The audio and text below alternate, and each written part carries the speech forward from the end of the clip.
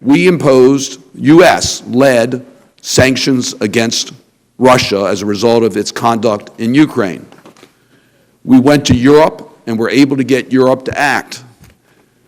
The United States, in my view, wanted to go even further, but we couldn't get Europe to go beyond what they were willing to do. Do you agree or disagree with that strategy for the United States to lead by showing sanctions as we did? Senator, sanctions are a powerful tool, and they're an important tool in terms of deterring additional action. In carrying out the State Department, carrying out its diplomacy, or carrying out its important role in trying to negotiate to a different course of action, to a different pathway, we need a strong deterrent in our hand. It's the old tenet of Teddy Roosevelt, walk softly, carry a big stick. Well, even in diplomacy, it is useful to have a stick that is in your hand so that whether you use it or not becomes part of that conversation. Let me ask you, would you advise the President-elect to repeal the Obama administration's recent executive orders regarding cybersecurity and Russian interference in the 2016 elections?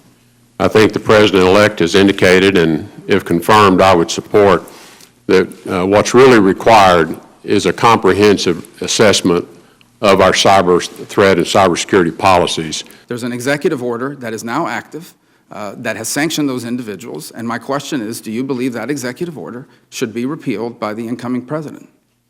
If confirmed, Senator, I would want to examine it and all aspects of it in consultation, not only with the President, but with other interagencies that are going to have input on this as to their views.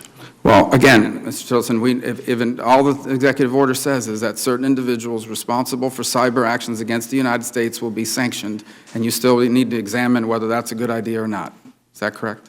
Yes, sir. Okay. I never lobbied against the sanctions. To my knowledge, ExxonMobil never lobbied against the sanctions.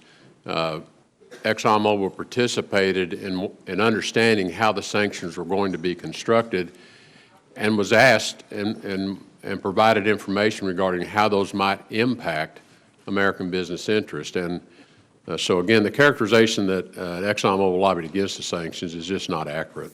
Senator Kaine.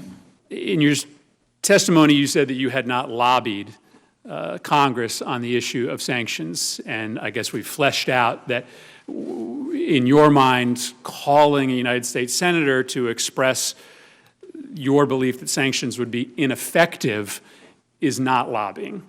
I would argue that's a distinction without a difference. If you are calling a United States senator on the phone to express your belief that sanctions that would affect your company would be ineffective, that likely constitutes lobbying. And in 14 different lobbying reports between 2006 and 2014, Exxon did list lobbying on sanctions as part of its political activity.